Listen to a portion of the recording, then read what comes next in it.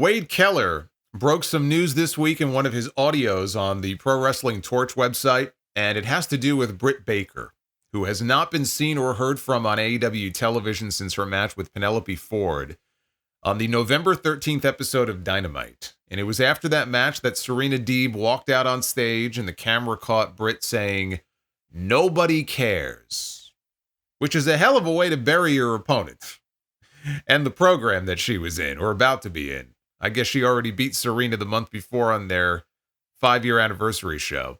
And if we're being honest, she's not wrong when she said that nobody cares, because nobody cared. She already beat Serena once, and Serena is rarely, if ever, even featured on Dynamite anymore. But saying it out loud like that on the show is not very helpful. And I don't think it's a coincidence that Tony Khan has not booked her since then. As far as anybody knows, she's not hurt. I know she's got a cameo in the new season of Cobra Kai, but she's not off filming a movie or anything like that. She just hasn't been used, like so many others under Tony Khan's employ. As it turns out, if Keller is to be believed, it is simply a case of Tony Khan being fed up with Britt Baker and her antics. This is from The Torch. Tony Khan is reportedly fed up enough with Britt Baker that he is no longer booking her for AEW TV. This comes after a recent incident that was the straw that broke the camel's back. She might be done with AEW, at least the feeling that I am getting from people in AEW is that Tony Khan might have her in the same category as some other wrestlers, where they just don't get phone calls and they don't get called in to show up. There is a lot of frustration with her, I'm told, and I've also heard this pretty consistently, that she is wildly unpopular in the women's locker room. One person said that no one ever wants to see her come back, speaking of the women's locker room. Now, that is a bold, broad statement. I could imagine somebody on social media going, "I am a women's wrestler in AEW and I want her back."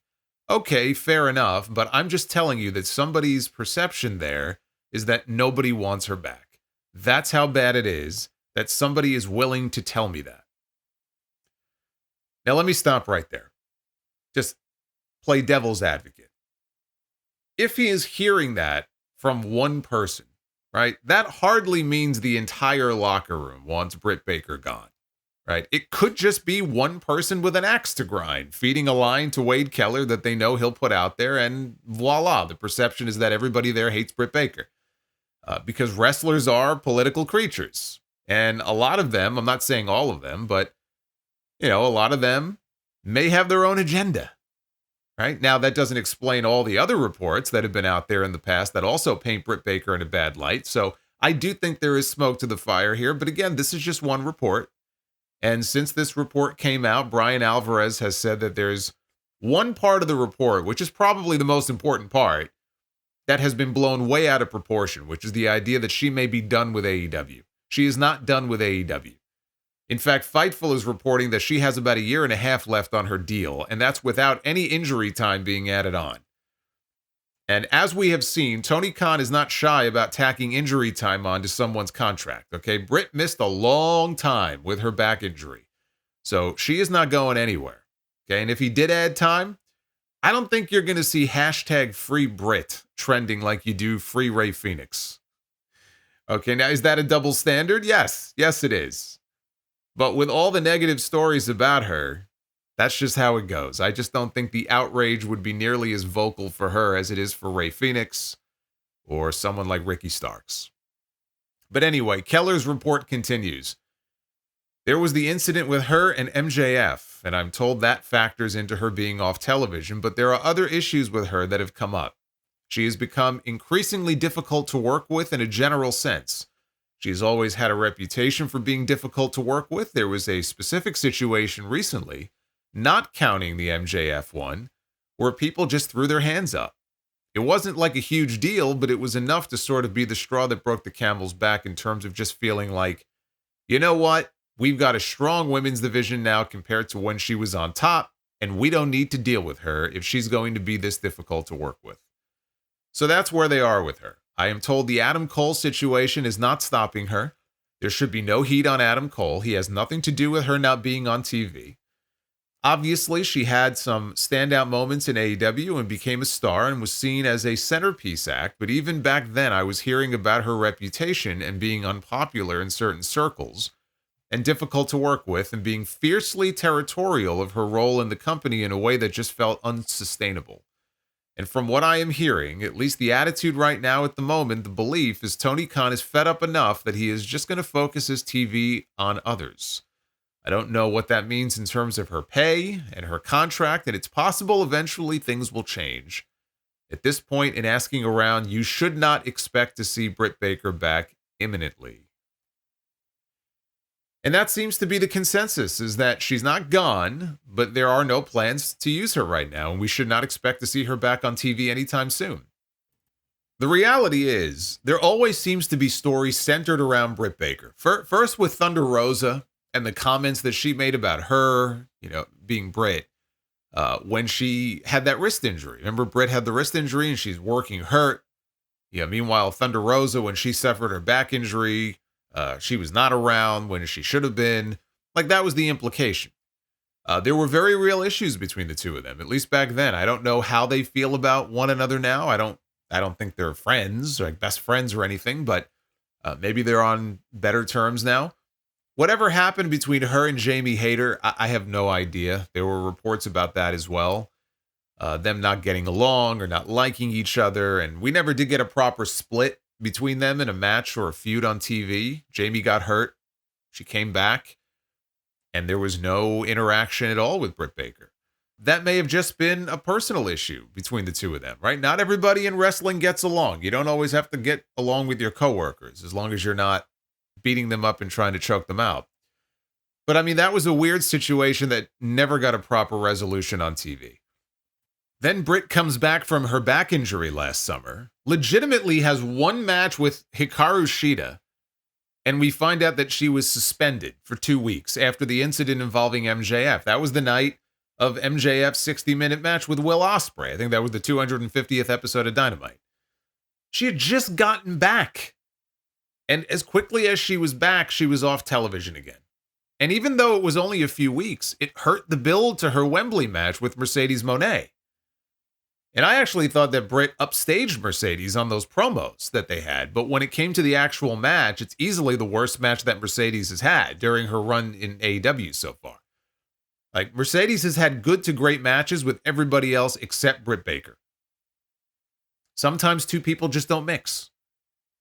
But it's not as if Britt has been going out there having banger matches. Like, in her time away, the women's division expanded. Mercedes became the face of the division, and Britt is not the queen bee that she used to be in the early days of AEW. I don't know Britt. I'm not around Britt, but I can see someone in her position being very territorial because she is one of the originals, right? She has been there since day one. Tony has brought in all of these new faces and a lot of ex-faces from WWE, and maybe she's a little resentful of some of the attention that they've been getting, right? She's also not at the level of some of the other women in that division. She's gotten better from what we saw when she was a babyface at the very beginning. She really came out of her shell, once she turned heel and found herself and found her voice. Maybe it just comes more naturally to her. I don't know, but she's not a Mercedes Moné. She's not a Chris Statlander. She's not a Willow Nightingale or a Toni Storm or Mariah May. She's not even in the top 5. And that's a tough pill to swallow.